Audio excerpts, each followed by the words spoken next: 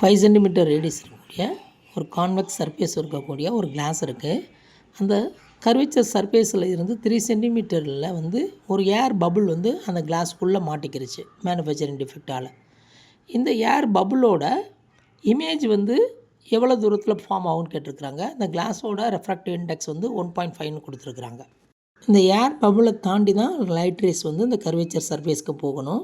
அப்போ lighter மீடியாவிலேருந்து light race வந்து tensor மீடியாவுக்கு போகுது.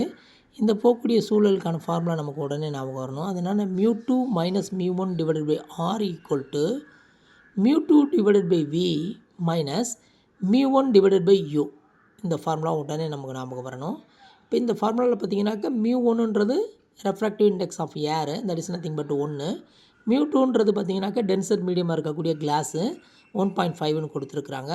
ஆர்ன்றது ரேடியஸ் ஆஃப் கர்வேச்சரு.